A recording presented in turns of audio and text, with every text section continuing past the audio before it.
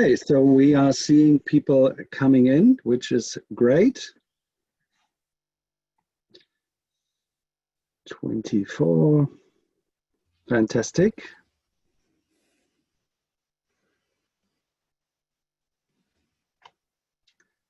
$33. So warm welcome already from Australia to Germany and other countries, continents. I'm still waiting now. 36 more coming in. Welcome to our webinar on energy efficiency in buildings in partnership with DENEFF, EEC and the German Chamber. But let's wait a few more seconds. We have now 40 participants, which is great.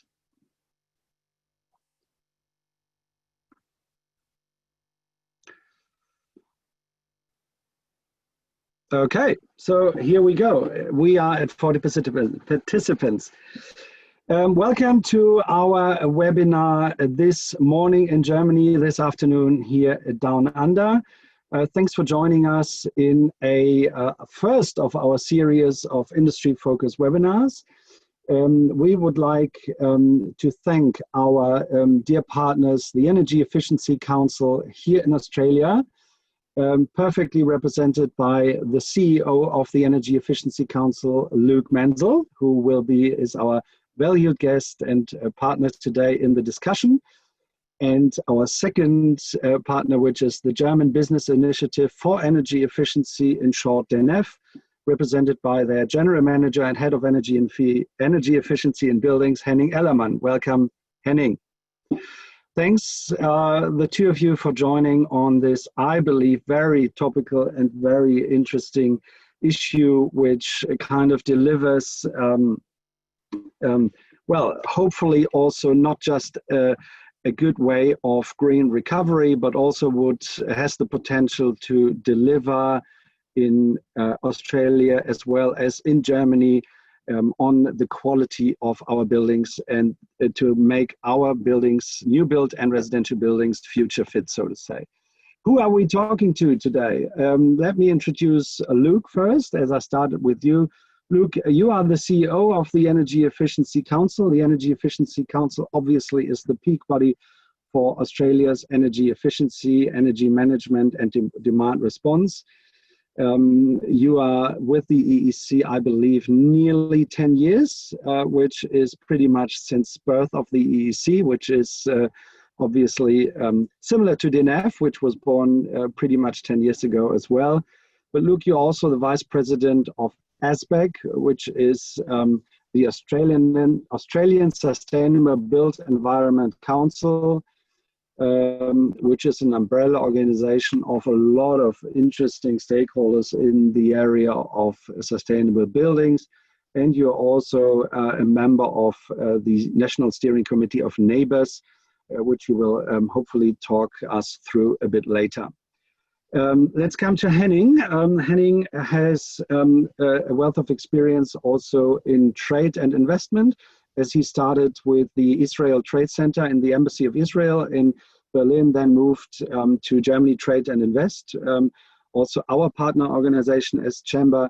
And since, I think nearly 6 years, Henning, you are Head of Energy Efficiency and General Manager of the German Business Initiative for Energy Efficiency, DENEFF, which was founded 10 years ago and which is the peak body for energy efficiency in Germany.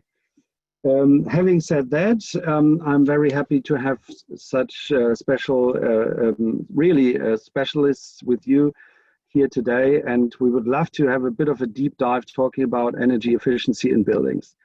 Why do I do that? Actually, I have a very personal reason, since I've moved over to Australia about 1.5 years ago. And to be honest, I had the coldest winter ever, as you could imagine in Berlin, but it's not true. I had the coldest winter ever here in Sydney. And I think that is, we all know the reason. Obviously, energy efficiency in buildings has a huge upside potential here down under. I have seen over the last years a great development in Germany/Europe, and today we would like to explore what is the potential in each countries, what could be developed by a robust regulatory framework, a policy framework, but also what could be interesting potential for industry, for business, being German or Australian in either markets, and to see what will the future bring on an outlook in Germany and in Australia, and where can actually our members and your members, DENEFF's members and EC members benefit from. But again, a very warm welcome to all of you. Sorry for talking so long. I would now like to open the floor to Eva. Eva, maybe you can start with a short poll, because we would like to know where you are from. Maybe we can ask all our participants to take part in that poll, so we know who actually got up early and who is already half through with the working day. And thanks for joining in that little survey. Will be interesting to see. And after that, I would like to hand over to you, Henning, to give us a first idea of where we stand in Germany and what the current policy, but also business situation is. So we are waiting for the results.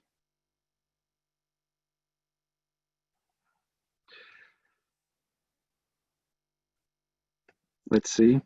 All right, okay. So we have 7 German participants, 24 Australian, and 4 other. Okay, that's a nice overview. Thanks for all Germans and others for getting up, for joining us. Thanks for all Australians. And I think, and I hope, actually I'm sure that we can deliver some interesting insights with those 2 specialists. Henning, do you want to start? Thank you, Christoph, for the very generous introduction. As I've seen, it is really an honor to be here today and to be featured as something of an expert. I've been asked to share with you some thoughts on the German energy efficiency policy landscape with a focus on buildings. And I hope that you can see my screen now with the presentation. Yes, you can. Okay. And I wanted to give you a bit of an overview, keeping in mind that we have a majority of participants from Australia. So I'll try to take you through some of the basics so you get an understanding of where we stand at the moment. And the large context is that as of the beginning of this year, we've had some major changes in the German policy landscape due to what you've all seen. We've had Fridays for Future last summer. We've had record heat waves again this summer, but for the last 3 years, basically. There's been a perception that the government needs to take it up a notch in terms of what they do for climate protection, and we've gotten some new EU initiatives there as well. So we've had some changes, and the question is now, is this enough? Is this the big game changer for energy efficiency, or is this just more of the same? And what does this mean for Australia in the end? Just a few words about DENEFF. Christoph mentioned it already. DENEFF is the German Business Initiative for Energy Efficiency. We started 10 years ago with 10 founding members, now have about 180 of the frontrunner companies, many of them with German headquarters, many of them also with foreign headquarters and a German market presence. And we advocate for a favorable regulatory environment, but we also, of course, being this kind of overarching network of building industry, ESCOs, and so on, large and small companies. We do a lot of networking and innovation promotion as well within the membership of DENEFF. in general, as an industry, just to give you an idea, we do a sort of biannual survey. The last one was done in 2018, and it showed that the German energy efficiency market is somewhere in the area of 150 billion euros of annual turnover, with about 600,000 employees. That makes energy efficiency, which isn't a self-contained industry, right? But it comprises many industries that where we say, you know, about 600,000 jobs depend on the energy efficiency market, and that makes it about as large as Germany's chemical industry and almost as large as Germany's automotive industry, which few people realize. And the industry has grown above the German economic average for the last, at least for the last 10 years of DENEFF's existence. And when we look at the the policy framework now, specifically on buildings for the past 10 years, I think Christoph, you at some point actually summarized it as carrots, sticks, and tambourines, meaning we use a mix of incentives, regulation, and information campaigns and advisory. That's the tambourines. And it's been argued that this has been internationally one of the models that countries have sought to emulate, or have said that this is a pretty good model. When you look at, I don't know if you can see can you see my cursor? Yeah. What we do is, you know, at the very forefront, the government subsidizes demo projects, applied R&D, and so on, to push the boundary of what's possible. Here you see the energy consumption per square meter, and this is a timeline since the 80s, and of course with the second crisis, sort of at the end of the 70s, we started having any kind of real push for energy efficiency in Germany, as in many countries. So that's the forefront. Then taking up the rear is is regulation, which mandates that energy consumption go down. And we've just had a new law here that basically kept the standard of the last 5 years. And everything in between the outer boundary and taking up the rear is, if you go beyond the minimum standards, there are incentives, both for new builds and for existing buildings. And often in the shape of subsidized loans, but also grants. And this has been kind of the German model, with progressively stricter standards, complemented by rising standards for what you need to do in order to get the incentives, and with many people actually over fulfilling or going beyond code in terms of what is actually happening in the real built environment. And we have European Union mandated European performance. We have energy performance certificates that show all people interested in buying or renting a property what the energy consumption is. And we have two different EPCs. One is showing what technically the building should be using. It's kind of a theoretical calculation-based model, and one that is based on actual consumption. Both have their advantages and drawbacks.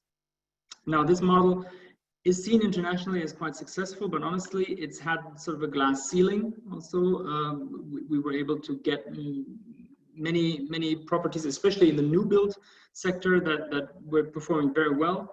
But we've had problems really getting the numbers up in terms of renovation of existing buildings.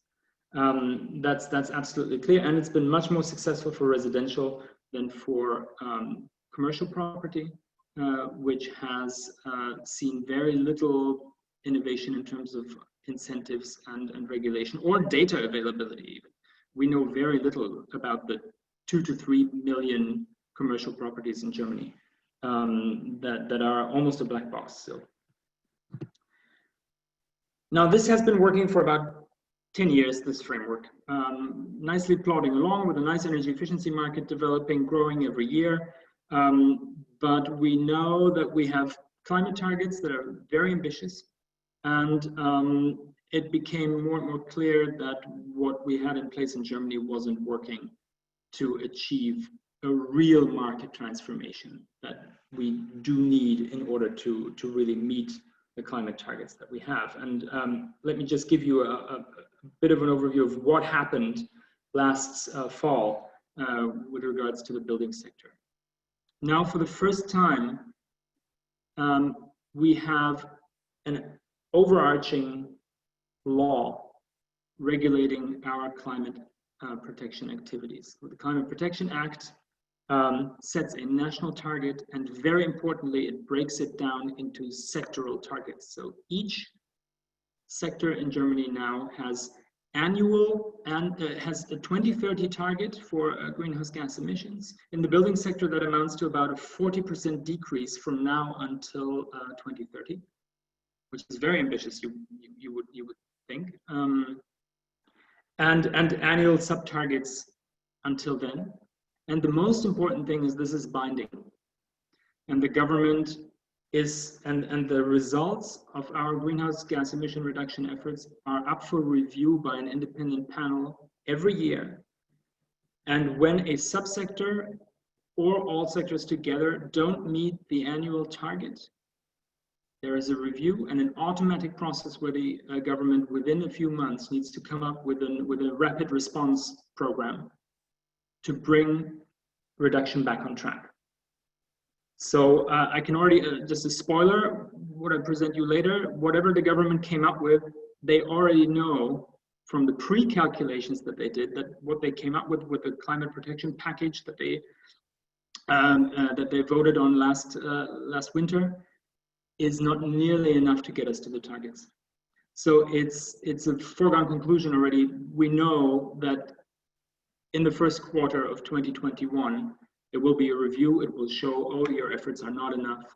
You need to come up with the next rapid response program. So this is an automatic thing, very important. So two things very important. A, it's binding. And B, it's broken down into sectors. So no sector can hide and say, yeah, you know, I hope the energy sector will take care of it, so we don't need to do anything with buildings. Yeah, there is no hiding anymore. There's full transparency and targets for each sector. Secondly, they introduced a new CO2 pricing scheme for the heating and transport sectors, which will be introduced 1st of January next year.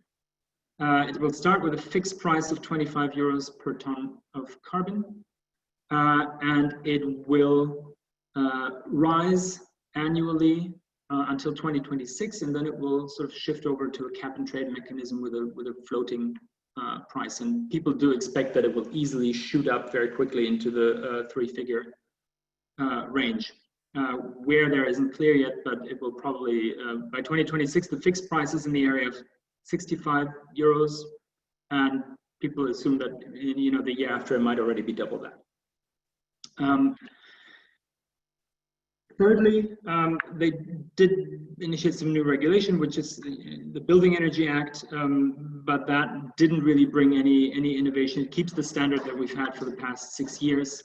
Nothing much will change there, but we can talk about that later. Unfortunately, the government's focus with this program was on incentives and market mechanisms and not on regulation. And we will see whether that is enough or whether we'll see a development next year where they say, okay, we see that this sort of voluntary approach doesn't work. We need to introduce more mandatory elements. This is complemented by a bunch of national strategies, some of which are actually mandated by the European Union. At the EU level, we see we have a binding GHG target. And again, that is broken down in a way that national governments are penalized potentially every year from next year on if they don't meet the targets. So it will cost Germany, some estimates are, you know, until 2030 in the tens of billions of euros if Germany does not deliver the savings that it needs to deliver. And as always in the EU, a lot of what we see with the Building Energy Act and so on, a lot of the regulation that we have in Germany is actually a direct outcome of European regulation. It's just implementing that.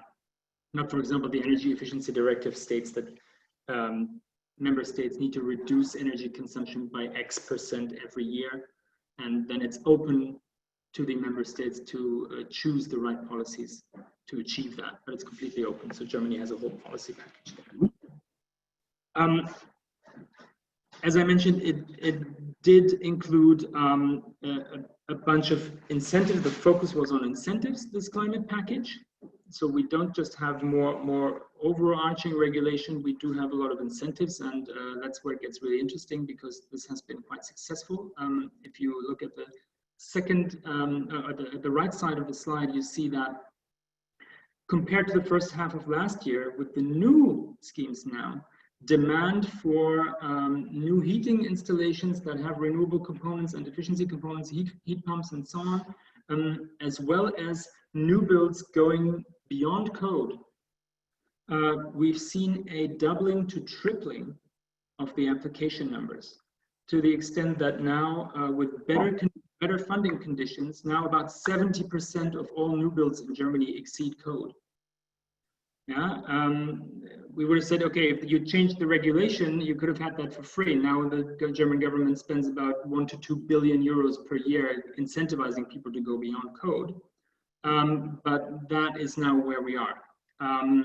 Yeah. They increased the amount of money available through grants.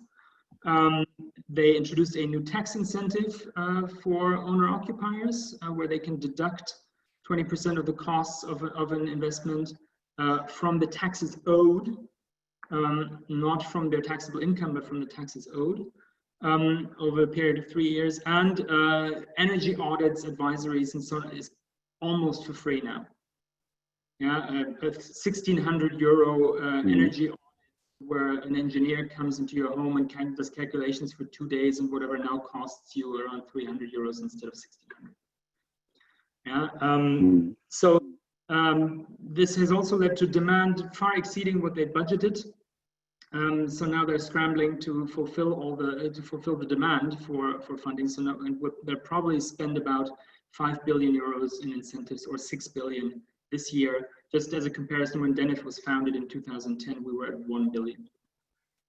So this has extended fivefold. But as I mentioned earlier, the gap to achieving targets is still huge.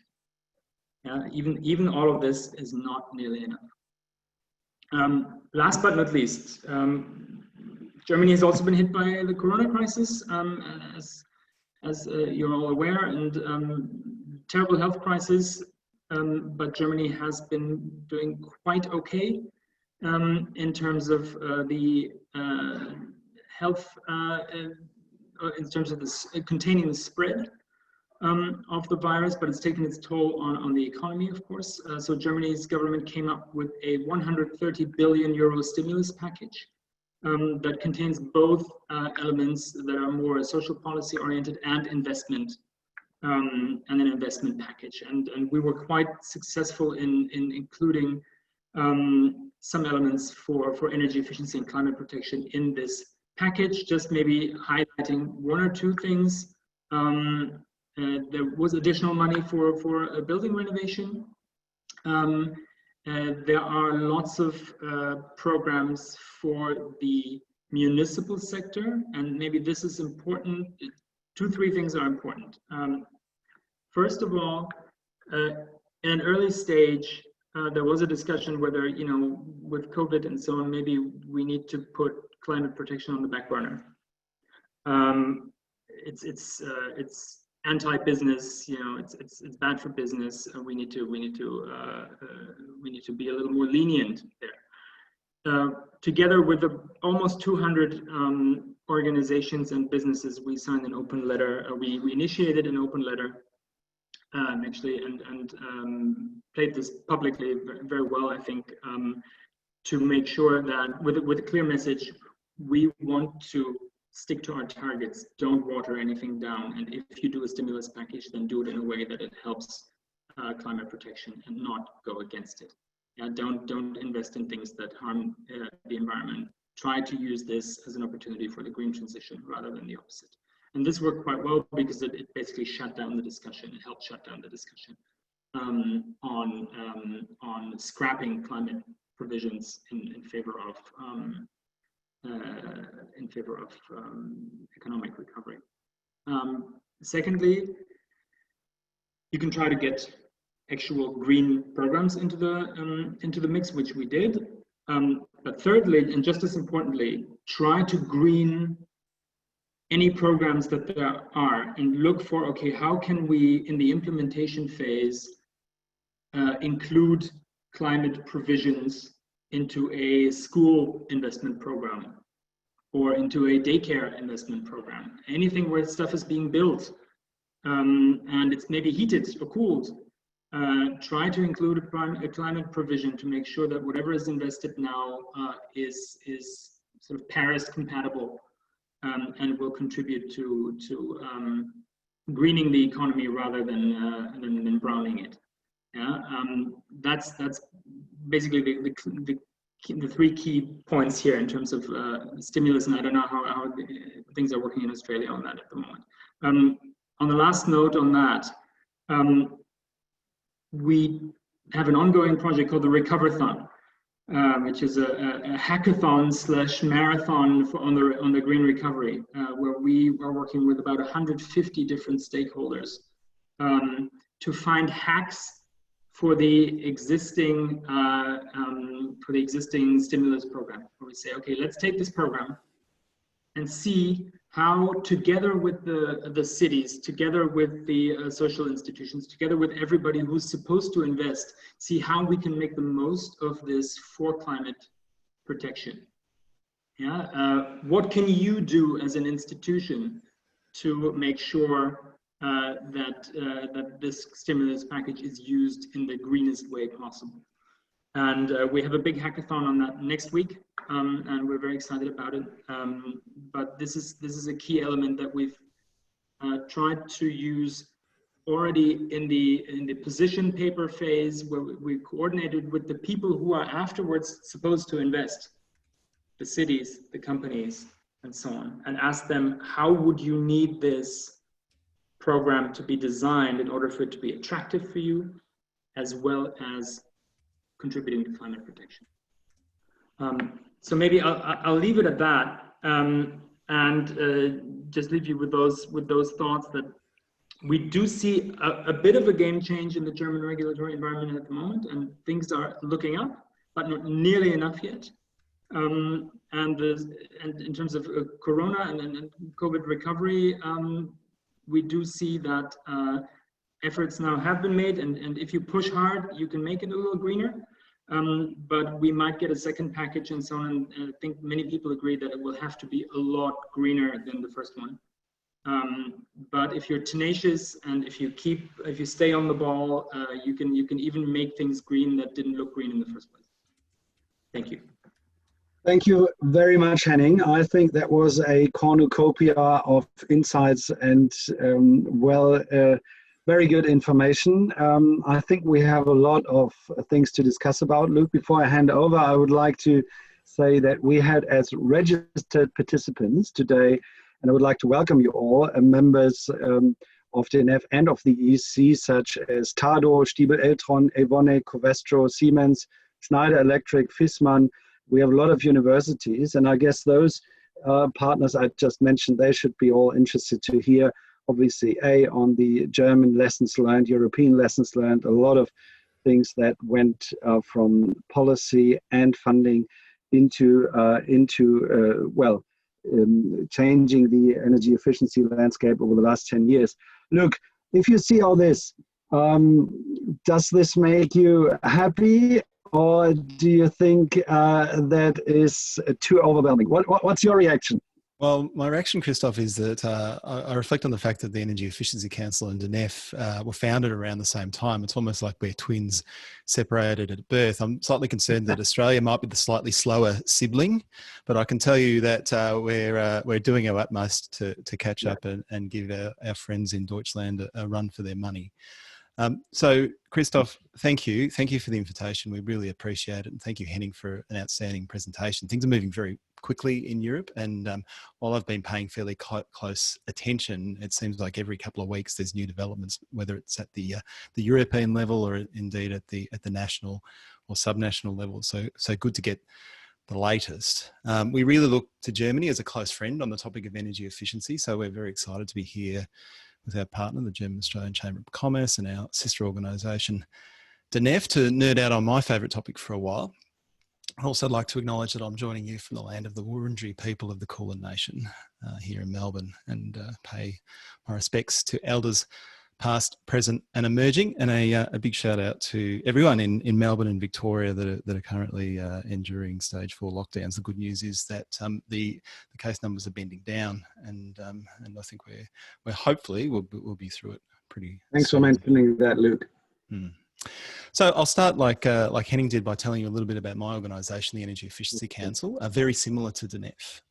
We're the peak body for the energy efficiency, energy management and demand response sector. So that obviously includes a whole bunch of businesses. And as Christoph was saying, there's a lot of common members, high-profile German companies like Siemens and Stiebel, Eltron and others that are a part of the EEC network and valued contributors. But as well as that, we have governments, both departments as well as local governments, leading local governments like the City of Sydney and the City of Melbourne and Brisbane City Council, a number of universities, partners of the Energy Efficiency Council. We have a whole host of NGO partners, industry bodies and professional associations from across the economy. And like DENEFF, we don't just focus on buildings. We look across the entire economy at opportunities to use energy more efficiently and more productively. So when you distill it down, the things that we try to move forward is we want Australia to have healthier and more comfortable buildings. We want businesses to be more productive and competitive because they use energy better. And we've also got an eye on Australia's energy system, and we want it to be affordable and reliable and sustainable. And we want to bring the demand side to bear on that transition. So it's a big job. We have no shortage of work, and not least because Australia's a little bit behind the 8 ball. Australia's energy efficiency market is not sophisticated as the one in Germany. And there's the most recent global scorecard from the American Council for an Energy Efficient Economy, which is the closest thing we have to a global leaderboard. Australia was 18th out of 25. And Christoph, I understand that Germany was number 2. So not number 1, number 2. I'm not going to be rude and say who number 1 was. I'll leave that to you if you want to go there. But I can say for everyone listening at home that, you know, you can explain, if you look into the history of Australia's economy, you can kind of understand why we're a little bit behind the 8 ball. You could spend a whole hour on that, but I'll give you three reasons why we are where we are. For many decades, we were blessed with cheap, plentiful energy. We have incredible resources here in Australia, both fossil fuel resources as well as renewable resources. And certainly for much of the 20th century, state governments in particular invested in exploiting those fossil fuel resources, mainly coal, but also gas to power our electricity system. We also have a regulatory culture that probably takes its lead from the US rather than Europe, and so there's a high degree of caution around regulation, even where there's a high net benefit. So we tend to have to argue a bit harder for sensible energy efficiency policy, which, even if it's been common in places like Europe for a long time. And then the third reason I'd point to is that at a national level, there's still quite a lot of back and forth on climate debate. So while, you know, Henning's just outlined a scenario where Germany's got a very strong climate framework, right down to the detail of binding sectoral targets. In Australia, we do have a 2030 target, which our current federal government has put in place, but the commitment to say net zero in 2050 is something that Australia hasn't taken on. I will note, though, that at a state level, we are further ahead. So Conservative and progressive governments at the state level in Australia and the 2 major territories have all committed to net zero by 2050. So I regard that as the emerging political consensus, but it's still something that's emerging at a national level and something that we still need to work towards, which makes our task a little bit harder. But despite all that, and I've been asked to sort of give you the lie of the land on buildings in particular, there's a lot of opportunity in Australia, and I think a lot of opportunity, particular in buildings. we've made a lot of progress over the last few years, and things are moving very quickly. So the 2020s are going to be a really exciting decade here in Australia. And interestingly, listening to Henning, it reminds me that the situation in Australia around commercial and residential buildings is almost flipped. So we've got a very sophisticated regulatory regime and a sophisticated market around commercial buildings that's sort of built on the back of an industry with an eye to global best practice, and also some really sensible light touch regulation that's been put in place. Whereas the resi sector, there's a huge amount of work to do, and while that's starting to ramp up, that's one area that we've really got to roll up our sleeves and do a whole bunch more effort on over the next period of time. So very quickly, I'll take you through the situation in commercial buildings. As I say, the backbone of the situation and the good situation we find ourselves in on commercial building is the National Australian Built Environment Rating System. Christoph mentioned some of the things I'm involved in. One of the other things I'm involved in is I sit on the National Steering Committee for Neighbours, and I do so very happily because it's an incredible program, and one that we at the Energy Efficiency Council are very invested in. It's a performance rating for commercial buildings, which provides building owners and tenants with a clear sense of how a building is performing relative to its peers. So I'd describe Neighbours as respected, it's robust, and it's also ubiquitous, particularly in the office space. Every office building over 1,000 square metres needs to disclose a Neighbours rating at point of sale of lease. So that light touch regulation means that I can say, as of 2019, which was when the last figures were released, 80% of office buildings in Australia are now rating and disclosing their performance at point of sale and lease, which has really incentivised building owners to invest in energy performance improvements. And you've seen the average Neighbours rating for commercial buildings, particularly in the office space, tick up over time. And there are a number of other Neighbours ratings, not just for energy, but in a whole bunch of different environmental metrics like water and waste and indoor air quality. But also importantly, Neighbours also rates other buildings. And one of the big conversations we've been having over the last period of time is extending that mandatory disclosure requirement for energy to other asset classes. And Neighbours has some big ambitions around expanding the number of Neighbours ratings and really becoming a bit of a catch-all for asset owners and tenants, people that are considering buying buildings across the economy to really get a sense of what they're in for when it comes to energy performance.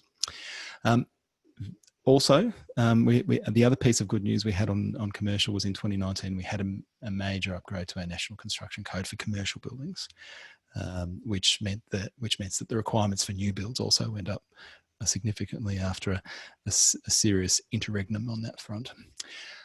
On residential, as I flagged, story's a lot patchier. So energy efficiency requirements for new build, we have them. They were introduced in 2003, but they haven't been updated since 2010. So what a lot of policymakers look for, which is a steady increase in stringency over time, simply hasn't happened. There are plans afoot to increase the stringency again in 2022, but that's still that process is still in train. And really crucially, unlike commercial buildings and unlike the situation in Germany, we don't have any energy performance disclosure regime. There is currently no way for the average person renting a home or buying a home to have any idea really about the performance of most homes for which they might be rolling in for an inspection, which makes it very hard to value those attributes, as many of you all know. But it's not all doom and gloom on resi. And the Energy Efficiency Council, but also a bunch of others. Christoph mentioned the Australian Sustainable Built Environment Council, which includes the peak bodies for the property sector, architects, insulation, HVAC, and many other groupings come together and jointly advocate for improvements in this space. We've also had consumer groups over the last couple of years getting very active, starting to talk about poor energy performance in residential as a consumer protection issue, and importantly as a health issue. So you've had this new grouping led by the Energy Consumers Australia called the Community Coalition for Healthy and Affordable Homes, really putting pressure on government to step up.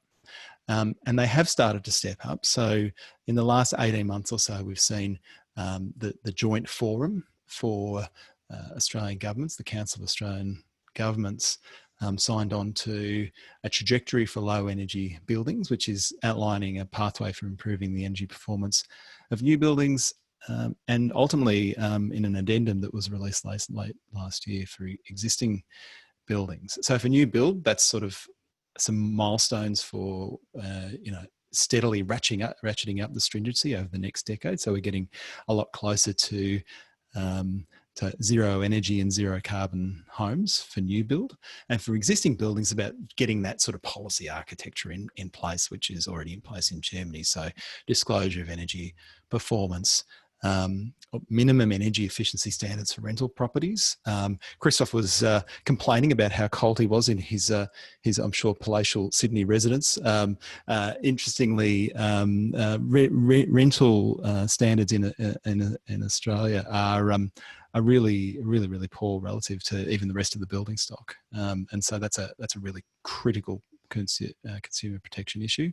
And the third thing in there is the financial incentives that Henning was referring to. So there's no, you don't need to do a lot of deep thinking in this space. There's a fairly well understood set of policies and interventions, a basket of interventions, if you will, that can be put in place. But it's all about building that infrastructure over time. And in the residential space, we're just at the beginning of that process. So there's plenty to unpack there. I'm sure we can chat about it in the Q&A. But Christoph, you also asked me to talk a little bit about what's happening on the stimulus front in Australia. And I'd say that we're not as far along in the political conversation as Germany is, but there is definitely a groundswell of support for putting energy efficiency at the heart of stimulus measures. And you've had environment groups and community groups and business groups and unions signing off onto various statements and petitions and plans over the last 3 or 4 months. And really interestingly, it's when it comes to clean energy, it's energy efficiency, which is where there is a real consensus building from all of those different stakeholders. And it's because there's a recognition that it boosts productivity, it cuts carbon, those things that are always good news. But more importantly, as we're heading into a really significant economic downturn, it is jobs rich. And we pick the IEA figures because they're recent and really up to date. They talk about energy efficiency investment in buildings generating 15 jobs for every $1 million of investment, which is a really good multiplier. So we haven't had a response from state or federal governments yet. Our budget cycle is the budgets in Australia generally occur around May. Most states and certainly the federal government have pushed their budget to October this year because of the COVID crisis. So we've got effectively in the next 12 months, we've got a couple of bites of the cherry in terms of prosecuting that conversation. So there's October, which is just a couple of months away, and May next year. And for the sort of the coalition of groups that I work with and the Energy Efficiency Council work with, we're seeing this as a campaign that needs to have some longevity. So we're very hopeful of good outcomes in October and May, but it's really about putting in place a comprehensive set of proposals at state and federal level that will see us through the next 3 years of what is likely to be quite an extended downturn. So Christoph, I want to get to questions, but I'll just close by saying I'm super optimistic about the prospects of energy efficiency market here in Australia. I think the policy is getting more sophisticated. I think consumers are becoming more informed. We've got an energy system in transition, which opens up all kinds of opportunities, which I haven't even talked about, and I'm happy to address if you'd like. But there's huge opportunities for Germany and Australia to work together to build a vibrant market here in Australia. Thank you so much, Luke. And I have to say, obviously, thanks for your input. It's obviously not about competition, but it's just about two very different starting points. And obviously, as you're right, residential was the biggest thing to tackle in the German market, whereas Australia really kicked off, and with the creation of Neighbours, I think is an absolutely international role model on commercial building. So it's not like, you know, the Germans and you have to do it like that. If I made the impression, that's completely wrong. And to punish me, obviously already Telstra or Optus, whoever is in charge, is actually destroying my Wi-Fi. So please excuse if it's a little bit weak here and there. So that's the immediate punishment for, you know, coming up, which was fully, of course, not intended as being the arrogant German. But look, I think that on both of you have actually very, very impressively shown that you not just are specialists in that area, but that both the EEC and DENEFF are actually advocating for change and for all those different measures you mentioned in carrot, sticks, and tambourines. But now I think with our participants, I would like to open up the floor and to see where you, our participants, and maybe you can ask questions, but also give us a bit of an idea on where you see the future in both countries, where you see the future of energy efficiency. Because seeing where we are at the moment, obviously with Australia developing now more on residential, with Germany lacking commercial buildings, I think there could be a lot of interesting issues and potential market potential ahead of our members. Obviously, we are, or both you, the EEC and DENEFF are technology open, but it would be interesting to see what kind of technology, especially in building, will be applied in the future. Where is the regulatory and incentive framework pushing towards? In Germany, there's this saying of an all-electric society, which in the end will lead to, let's say, in buildings, to, let's say, a very well performing building envelope with a very, you know, efficient heating and cooling system done on electric basis, so to say. And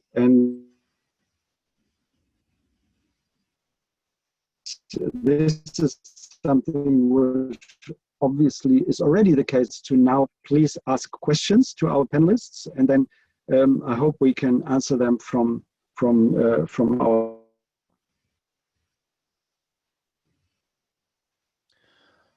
Well, while we're waiting for questions, I might jump in and just address that issue of electrification from an Australian perspective. This is a big topic here in Australia. There's a lot of research around that shows that for new buildings, it is already more cost effective for buildings to be all electric rather than connected to gas. And so it varies a little bit from state to state, whether it makes sense for existing buildings to cut off from gas and go all electric, and it also depends on, you know, the exact mix of appliances that you'd be replacing. But the trend line is pretty clear that in a lot of instances for a lot of people, gas is the more expensive option moving forward. So that's the pure economics of it in Australia. And then from a carbon perspective, as our electricity system decarbonises, then the argument that gas is the less carbon intensive fuel is starting to shift as well. And certainly in terms of future proofing, it makes a bit of sense for, at least for new residential buildings to start with electric and not worry about the gas infrastructure. Now, the complicating sort of element in this whole debate is where hydrogen fits into this, and there's sort of a debate roaring in Australia, I'd say, in the built environment space about, you know, the idea that we might transition our gas networks to hydrogen. I think that, you know, we don't have a firm position on that, but what I'd say is that hydrogen is going to play really different roles in different sectors of the economy. It's going to be incredibly important for transport. It's going to be incredibly important for industry. I think there's a pretty strong argument that in terms of the the residential space, it's probably makes more sense to electrify in the first instance. But these are really big chunky questions, and there's a lot of path dependency, and we really need government on the field sort of assessing the various options and the costs and benefits. Because in an Australian context, we don't have a lot of actual economic analysis about those different pathways and how they play out. The other thing I'd add about the electrification piece is, though, the other benefit you get from it, of course, is the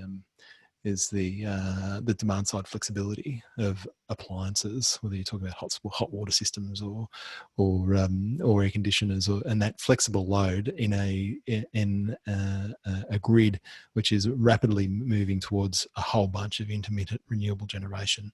That is incredibly valuable, and something that Australia's actually probably close to leading the world in terms of starting to think through how that plays out. I'm not sure that we quite have all the answers yet, but it's something that is of intense interest to policymakers. Okay, thanks, Luke. Look, there are questions coming in, really good ones. Thank you for that. I would like to start with a question on lowest hanging fruits. And I would like to start with you, Henning. There's a question what are the lowest hanging fruits for Australian companies in Germany, especially in regards to commercial buildings? That's a good one. Well, as I've mentioned, we know so little. I mean, we know some things about our commercial buildings, yeah, but we've been working very intensively over the last few years, also with large portfolio investors and so on the question of data availability. I think that for commercial buildings, especially, pressure will rise due to disclosure rules at the European level, taxonomy on green investments that is coming, and so on. So people in the commercial building sphere are waking up. The owners are waking up to two things. One, to the fact that they have to do something. While for years they thought they could get away with not doing anything. And secondly, with the realization that they will actually have to do something about their buildings rather than just switch to green electricity or green, heat. That they will do something about the buildings. So that said, they will of course try to find the most cost-effective solutions first. So I believe that, especially since Australia has been very strong on this topic of real-time data and with neighbors and so on, I think that any digital solutions for building energy management would be something that where we don't necessarily have a huge German market leadership. It's a fairly fragmented market. Of course, we have some very large international corporations that are dominating the market for building management systems as such, and building automation, but not necessarily building energy management.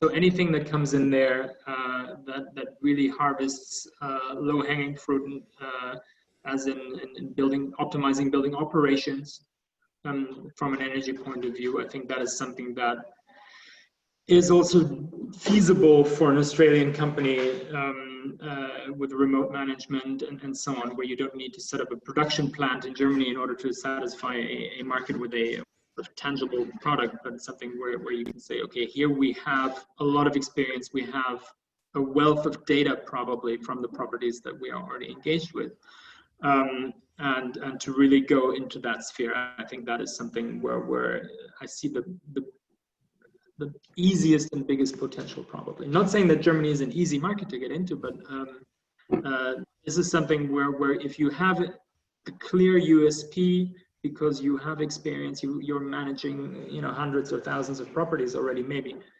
from an energy point of view, I think that really is an opportunity. Fantastic, and I already see the Australian delegation coming to Germany and talking about neighbours once we are allowed to again.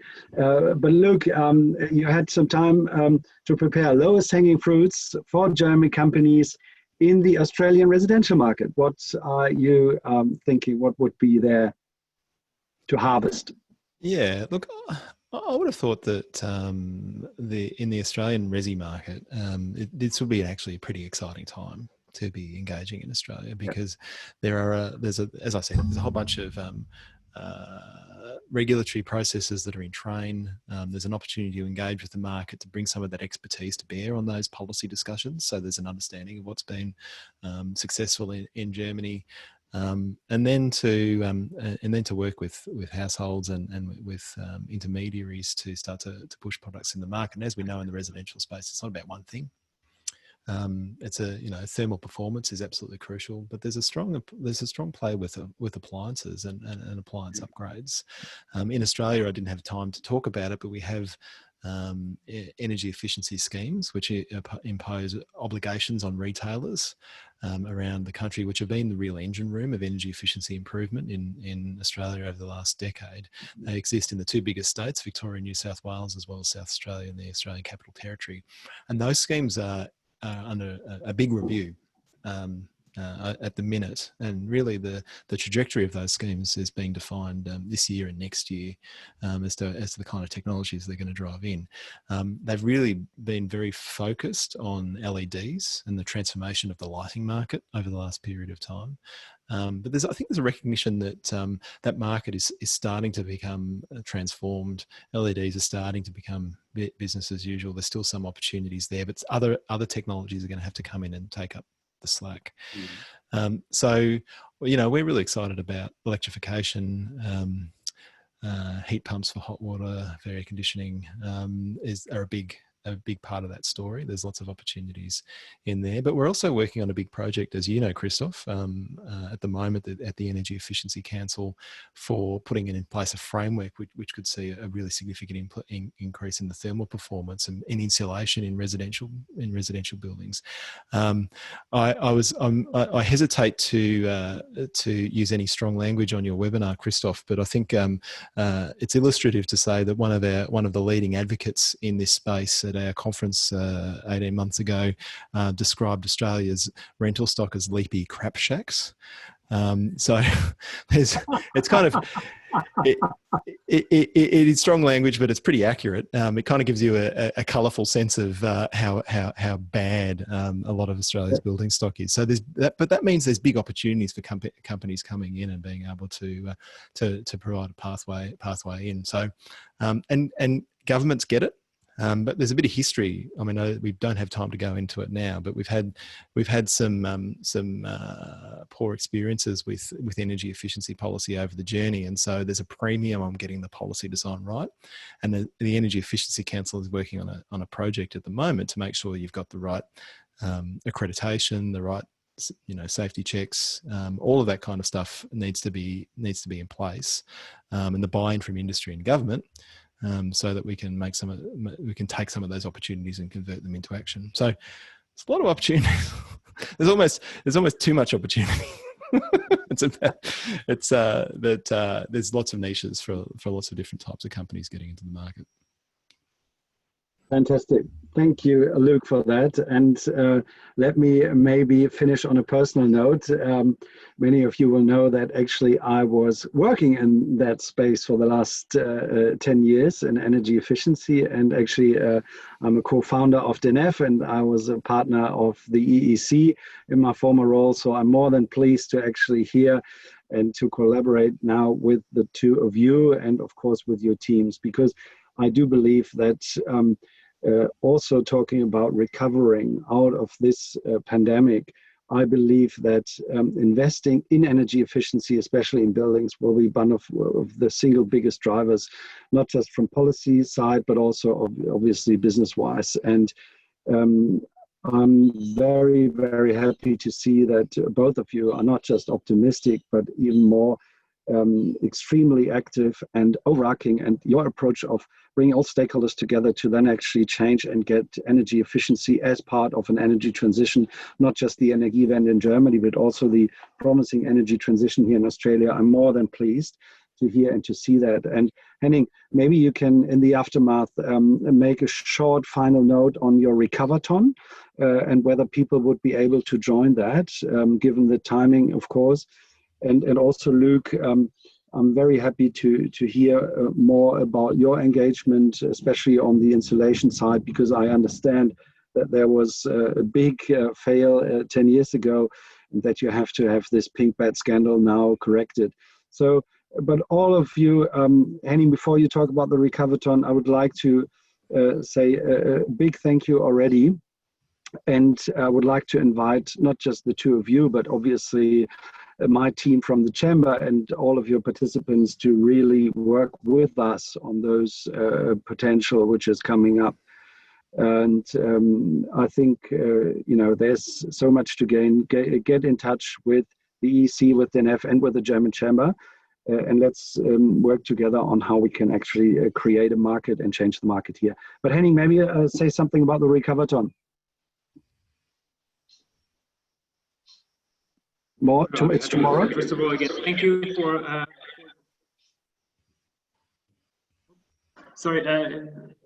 Thank you for today again, Christoph, and also Luke for the conversation, and for everybody who joined for the questions and for sticking with us. We're very excited to hopefully welcome an Australian delegation quite soon, and learn more about neighbors and Australian solutions and what we can learn from you guys in more detail, because we're very happy to encourage the German government to engage in some policy borrowing and policy learning, because we know that we don't have all the answers, and a lot of the answers we need are out there already, and we just need to see how we can adapt them to the German context. Our Recoverthon, as I briefly hinted at the beginning, is an activity that is running over several months now, and it's really looking at, okay, how can we get the highest climate impact possible out of any recovery measures. And this started with a coordinated effort to engage other stakeholders in finding the right positions that we could advocate for, with the German ministries preparing ideas for the political decision makers on what a recovery package could include. And we would encourage any Australian coalition to do something similar, engage with the municipalities, with the state level leaders, with anybody you want to invest in energy efficiency and you want to get support for investing in energy efficiency. Ask them how would you need this packaged in bite-sized increments for you to start investing tomorrow. Second phase is running right now, which is after the decisions have been made, to work together with these stakeholders on finding neat ways of maximizing the usage of the available stimulus funding in as climate friendly a way as possible. And we call it finding some hacks for it, but in terms like a life hack, and not like a data hack, but to really see, okay, what shortcuts can we find, what ways can we find to really make as much out of it as possible. And there will probably be a third phase where we look at additional policy proposals and ask these stakeholders, okay, now if there is another recovery package, what would you want in that, and how should we maybe together, having built this coalition, work on this together to get this passed. So that is what we're doing. I think it would have been great to do this third bit and we would have wanted to do it in more detail already at the beginning, but the German discussion was moving so rapidly from maybe we should have a stimulus package at some point, to, okay, here are the proposals. That really a very little time to react on this, because in Germany we had the summer break at the beginning of July, so in May, it was clear if we still want to get this stuff through Parliament, we need proposals on the table in May, because the people, it was perceived, would not be happy if the political establishment went on their summer break without having something tangible on the table for after the summer break. So the situation might be different in Australia. Maybe you have more time and can really take a lot of time to build this coalition. But I think that is something to really look into, to find as many people advocating for a climate-friendly and energy-efficient because as we've discovered, yes, energy efficiency is something that almost nobody has something against. Almost everybody can agree on it. But we've also seen over the last 10 years, if you don't have people pushing hard for it, it's what we call an empty consensus. Everybody agrees, yeah, we really should be doing this, but then nothing happens unless you have people really tenaciously digging and pushing hard. Thank you. Well said, Henning. That's exactly right. And the empty consensus is something I noticed over the last 10 years as well. The EEC, however, is really has brought together all those shovel-ready measures. And look, I have seen the Energy Efficiency Policy Handbook in quite a few Member of Parliament's bookshelves. So you must have done something quite well. And on that note, maybe last few points from you, dear Luke, to wrap up. Let's see this all just as a kickoff and not as a finishing line. Well, Christoph, I'll keep my comments brief, but I guess what I'd say is that 2020 would have been a crucial year, regardless of global pandemics and economic crises and all the various things that we're working our way through. There are such pressing challenges that we're facing here in Australia around the energy transition.